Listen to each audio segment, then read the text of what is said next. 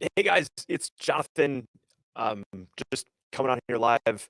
Figured I would why not share this while I'm working on it. I covered this last night, but unfortunately the audio glitched for the first time ever. So hopefully you guys can hear me okay. If you guys can hear me okay, that's fantastic. If not, that's okay too.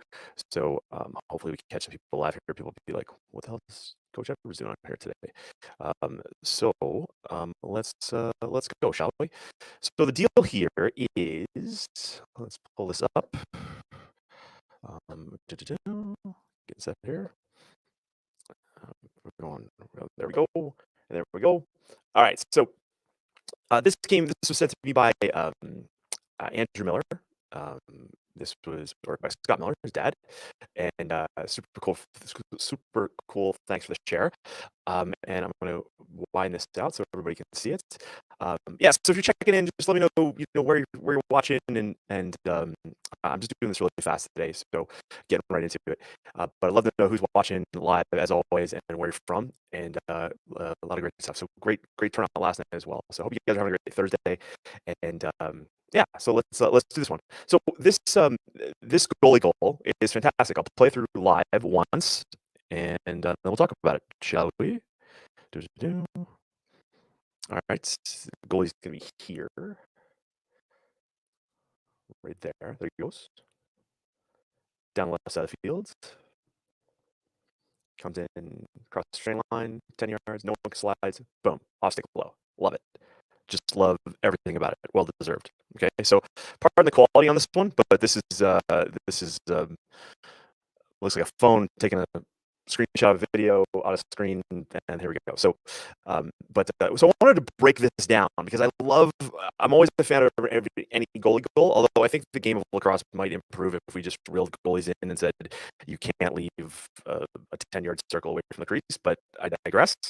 I love goalie goals, and it's really just important to kind of have that. But the idea here is there's a couple things that could be better out of this, right? So I'm always looking for better, and there's a couple obvious things that stand out to me in this video, which we can improve on. So the first thing is that you know if you've got an athletic goalie, your team should know that you have an athletic goalie. You should be practicing with your goalie out of the crease. Like, we a goalie is not confined to a crease.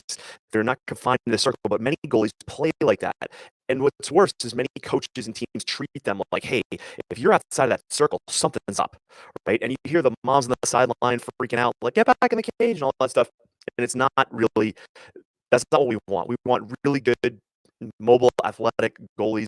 If your goalie is not there yet, that's okay. But you got to think of two factors. One is their own athleticism. If they don't have the athletic ability, they're not going to want to run. But two, as a coach, you want to be encouraging that the fact that when your team has the ball in the defensive end, it's 7-on-6, right? It's we've got an extra guy, right, or an extra girl. Like we're going, right? So we have an advantage to get out of our zone, even when you're even strength. So you're man down. The idea is okay. Now we're actually even strength. It's not 6-on-5. It's 6-on-6. So let's go. Let's draw on dump. Let's get the ball out of here. So we want to always be encouraging our goalies to be athletic and mobile, and then we also want to be creating an environment as a team where we facilitate that. And I can't stand watching good programs who have athletic goalies who then basically hamstring them by their own lack of knowledge and things like that. So the thing here is that so the first thing is off this save, the way the team in red, the offensive team is set up here, is that the goalie, a lot of times off the save, is the first one to know where that ball's going. Right next to the shooter, sometimes even more than the shooter, because the shooter may shoot the ball and get checked, and the last thing they're thinking about is getting the ball off.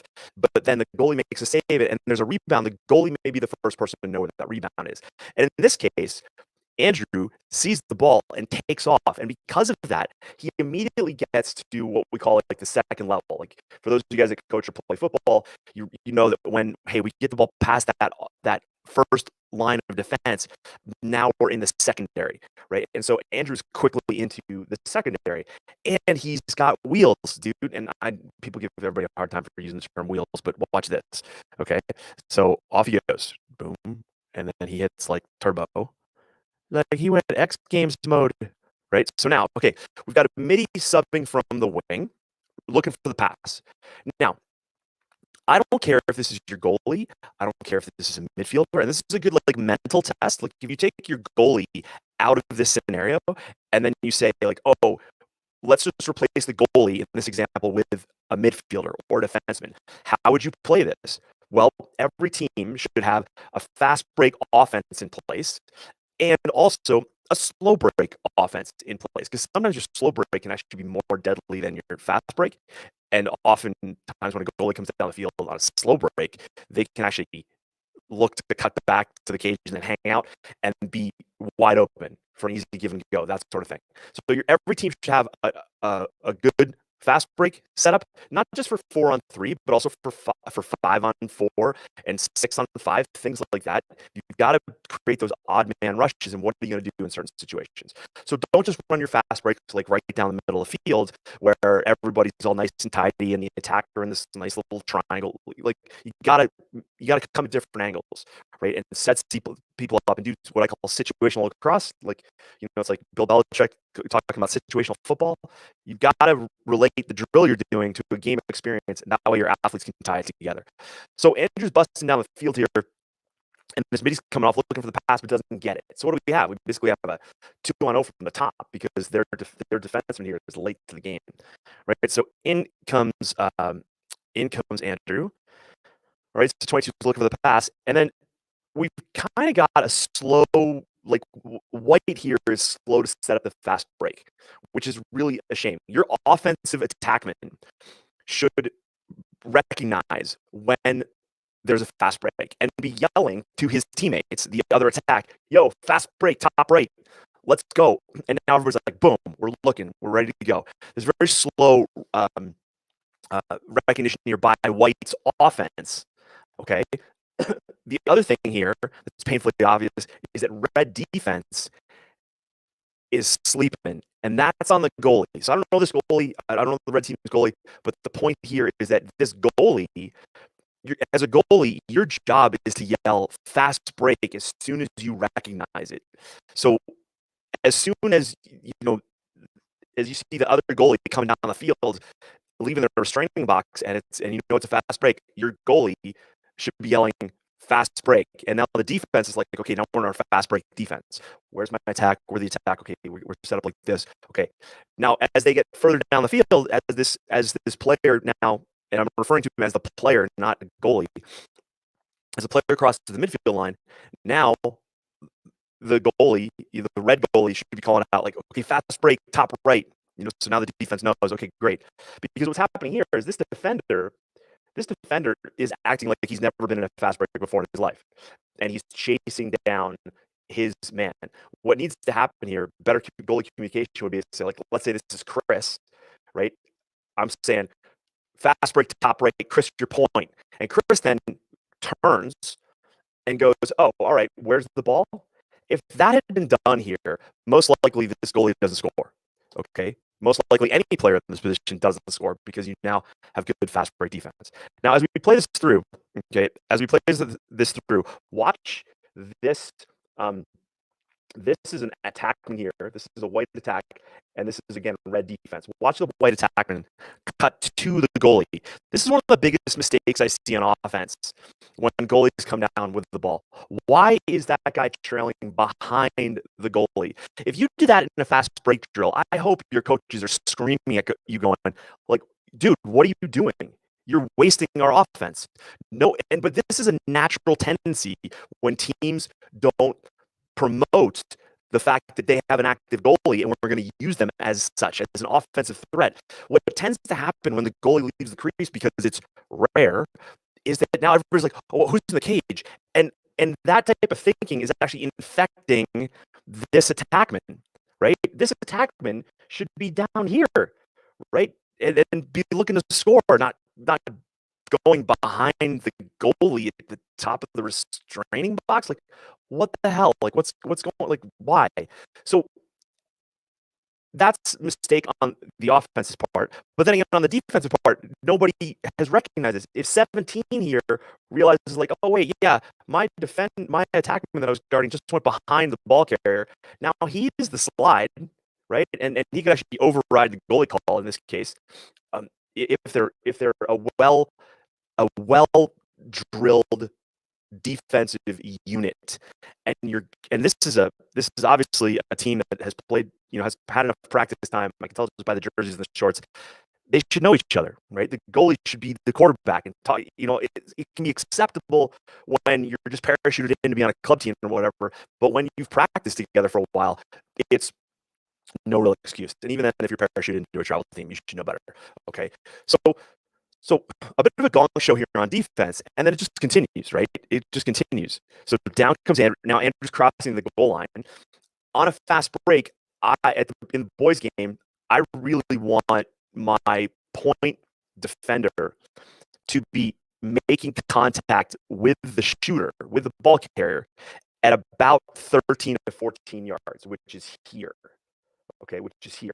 Why do I say 13 to 14? Because most goalies, if you rip on them time and room from 15 yards, if they're decent, they're probably going to make that save. Okay, they're probably going to make that save. And also on a fast break, this shot is not as threatening as it is when it's just a normal time and room step down shot, in my opinion. Right? But whenever there's a fast break, I could actually give a guy an extra couple of yards because the ball didn't seem to come out with the same oomph that it did when a kid was just like stepping down and ripping it. Okay, so I want the point defender to be meeting the ball carrier again. I don't care if it's goalie or midi or whoever, meeting the ball carrier at 13 and 14 yards. Because why? That creates the most indecision in the shooter's mind, right? Because this isn't just about like shot, no shot. This is about like, okay, well, what about a miss? What about a poke check that hits the hands and deflects the shooter's stick just enough to miss the net altogether? Or maybe that shooter now is thinking like, am I going to shoot or am I going to pass? And at the last second, they turn to pass and they mess up that pass. That's what you're trying to do here, okay? So the fact that none of these defenders have even slid at this point is on the goalie, in my opinion, okay? It's on the goalie. But so now, as we just fast roll this forward a little bit, all right, now the goalie is at 10 yards. And you can tell that Andrew here is a shooter, right? He has shot in practice. This is why I encourage all of our goalies and all of our coaches to get your goalies into your drills, into the passing drills. You should never have like a spare goalie backing up a goalie you're warming up on. It's a complete waste. Or shagging balls. Go buy some more balls, right? But this is obviously a goalie who's learned how to shoot with their stick, and he rips it where? The place every goalie knows is the hardest spot to stop, which looks like off stick low here, right? Which is fantastic. So he rips it. There's still no slide, right? There's still no slide. And for Pete's sake, could somebody start teaching defenders again to poke at the hands, right? If I'm a goalie, okay, and I see my defender trying to like just block a shot like this defender is doing here, right? He's just trying to wave his stick. That does nothing. Could somebody please teach the defense again that does nothing? It's like it's no. The best chance that this long pole here has is to get a poke right on the wrist. Think surgeon, not lumberjack, right? Get a poke check right on that wrist, because what happens? You get the head of your stick up in the cuff of that glove, and you can like skewer a guy, right? You can skewer a guy, and that's really the only chance this defender has, because no one told him he was point, no one told him when to slide, and so on and so on, right? So then Andrew gets a shot off here, and it goes off stick low and in the net, right? That's a well-deserved goal. That's a well-deserved goal because the defense in red completely pooched this thing, all right? If I was to work with a red goalie, I'd be like, yo, guys, here's the deal, right? We need to have better communication. There's no communication here. And that can be, now listen, that can be a byproduct of things. That can be a byproduct of coaches who don't who don't um, know like what's going on, and who don't know who aren't perpetuating that, and so I just wanted to leave that in mind. And so, oh man, Mike Tupin, you're telling me I'm clipping again? Am I clipping again? I gotta shoot this another time. Get out. Get out. All right. Well, anyway, I'll end this now. Hopefully, my audio is not clipping. If it's clipping, I'm gonna reshoot this again. You guys can all come back in 15 minutes to see me do it again. But dang, if that's the case. But anyway, take care, guys. Hope you enjoy this. Leave me a comment wherever you're seeing it. Let me know what you think about this, what the defense should have been doing, what you would have liked to see the goalie do, and I'll talk to you soon. Cheers.